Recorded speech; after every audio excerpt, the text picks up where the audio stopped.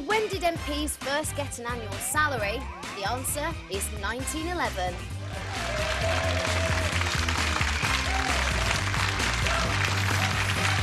Thank you very much. You're watching The Right Stuff with Anton Dubek, Anne Diamond and Jerry Springer. You can catch him as Billy Flynn, singing and dancing in Chicago at London's Cambridge Theatre until 11th of July, I think. Yeah, 11th of July. Yes. Still to come, is stress a disease or a cop-out? Are we living in a more pressurised world than we used to? Are we struggling to cope? Or are we just turning into a nation of pansies? 0207 173 5555 is the number. Have you got something to say?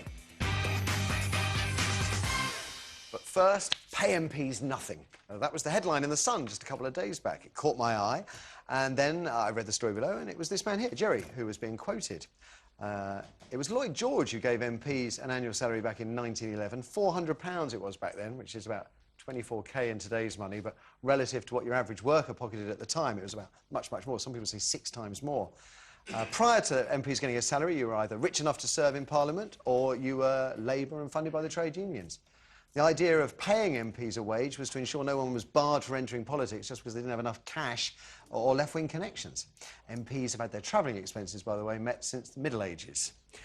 Horse and cart, hay, things have changed. MPs today earn around 65k, but many are saying they need more money, 100, 150k a year in salary, if we'd see an end to excessive expenses claims. But that headline in The Sun got me thinking, why pay them anything at all?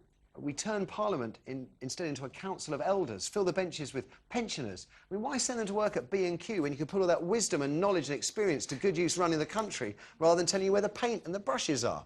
And if we can't get enough pensioners, what about part-time workers or the unemployed? Or would scrapping salaries simply lead to Parliament filling up with rich old fogies? Well, you started all this off, Jerry. You're not you're not in favour of paying MPs nothing at all, though.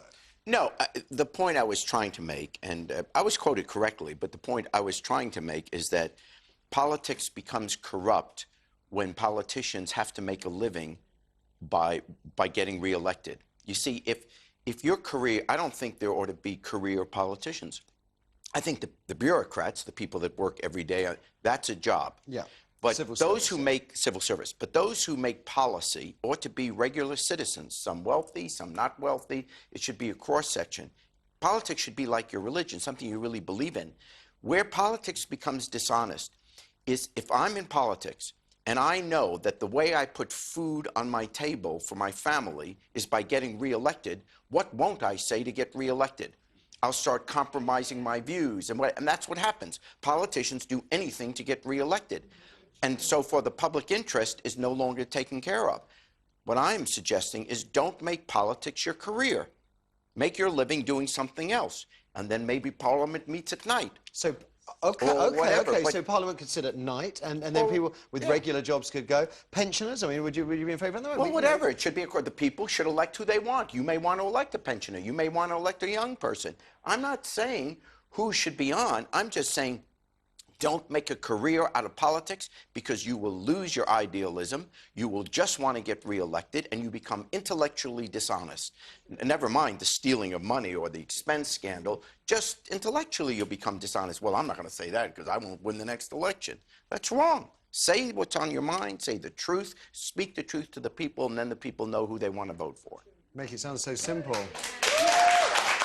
Could it work, Anne? Could you imagine? I mean, I have to say, I like the idea of Parliament sitting at night. People would do a day's work. I mean, all our local councillors all over the country. We have hard-working, volunteer local councillors that do all your local bureaucracy, and they give up their time for free. A lot of them are pensioners. A lot of them do it after work. But we're told it is a bigger job than that, representing a big constituency. Half of them are never there. Well, more than half of them are never there. Well, I mean, I think that's the answer, is not actually making sure that you cut out an awful lot of women if you made them only sit at night. An awful lot of women have families to look after. Men do too, but for some reason the women are the ones who would stay at home looking after the family at night, and they wouldn't be able to take up... Well, let's say Parliament sat at night, the women look after the kids while the men are at work, the men come home, the women go out to Parliament and look after the country. Yeah, I don't think it's practical. I just think you've got to be more practical. Someone just said in my ear, when do you have family time? Who cares about family if you've got a country to look after?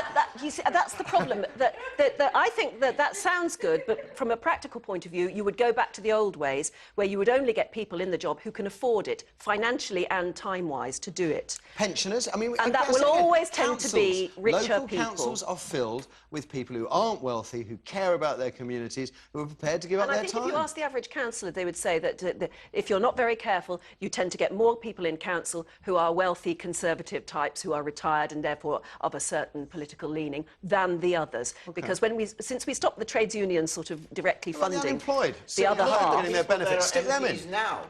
They're all, what do they have, 2 homes, 3 homes? I mean, these people are not poor. The answer is demanding a better commitment, a more moral commitment from our MPs by, I suppose, bringing in certain regulations. I think it's sad that their basic integrity didn't do it on its own. Or maybe have term limits. Maybe that's the answer. Well, I think. Oh, very much so, yes. Yeah, then do it that way. Just to make sure that these people don't think that being in politics is their career. Yeah. It shouldn't be a job for life. Would you like, Anton, to see MPs paid nothing at all, perhaps? I don't fully agree, really. I sort of agree with everything that's been said, in actual fact. And in an ideal world, I think these situations, if we could start again and everybody was honest, I think it would be the way to be. The problem is power corrupts. More possibly than money, and the trappings of power. The trappings of power, being able to stand there and be in command. That's a massive problem, because people in power do get paid reasonably well anyway. So I think and those sorts of people can go on and do jobs and earning probably more money. My mum is 69. She's well, as sharp that's the as House of anything. Lords. But we used to, for them, I mean, you don't have to be old to be a lord. No, you don't. But and I'm just thinking that in many cultures, you I think view the elderly as wise.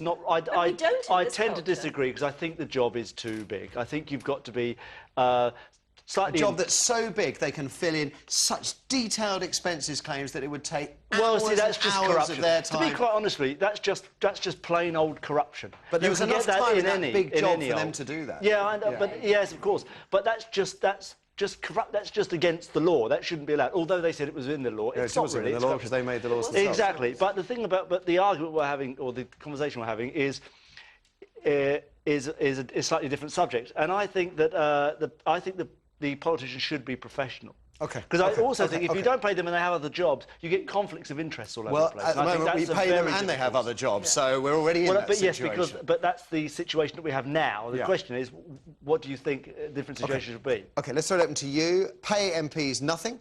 Hopefully this will be a popular thought. Kirsty, what do people say?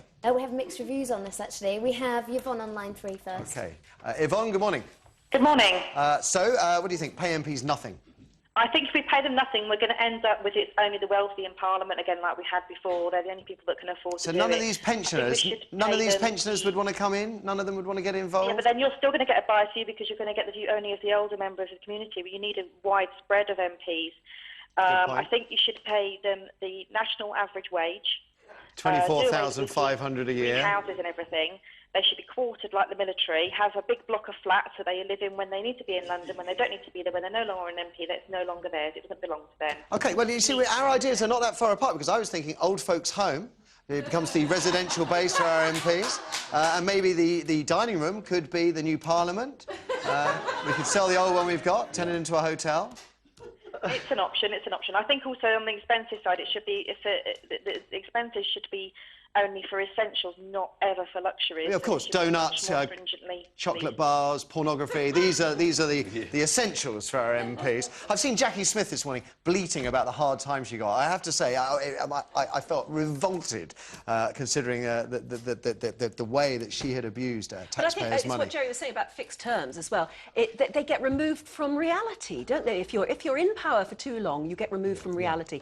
And for Jackie Smith to think she had a hard time, what does she think people are going through at the moment? One of the worst recessions, where people are losing their jobs. But we digress. Yvonne, thank you for the call. I did like the idea of this national average wage. Yes, that's a good idea. The argument against in London is that the average wage in London is about twice that. It's about 45,000 a year. OK, well, you can factor that in. OK, thank you, Yvonne. Let's do another. On line 2, we have Helen. Helen, good morning. Good morning. Let's not pay MPs anything. What would we get? Who would then sit in the Commons?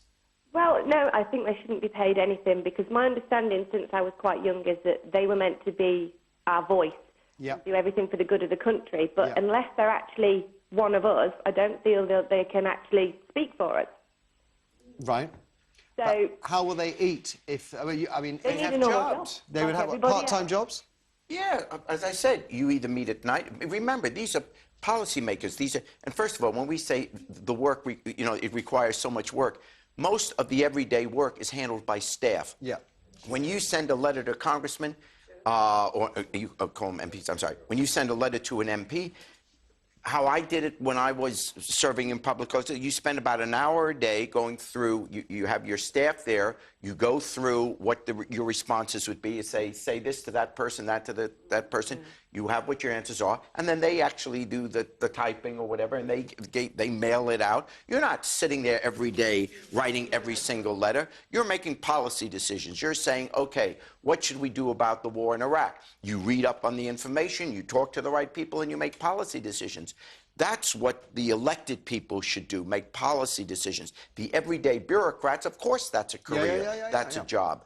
But you shouldn't have the people that are making the decisions make a career out of getting reelected. So when You'll get our MPs dishonesty. say it's a 5-day-a-week This job is, I was at just about least, to ask, yeah. I mean, how hard is it, Jerry? how hard is it? Yeah. Well, it's an important job, but I'm saying if you really looked at how much these politicians really work, I'm not talking about the time they spend falling asleep at hearings. I'm not talking about the time they spend at their lunches, the time they go out and do their political campaigning. I mean, the real work, what you want to see someone work, watch the guy who's picking up the waste collection and work. That's a person who works. People in show business don't work, politicians don't work. I mean, easy.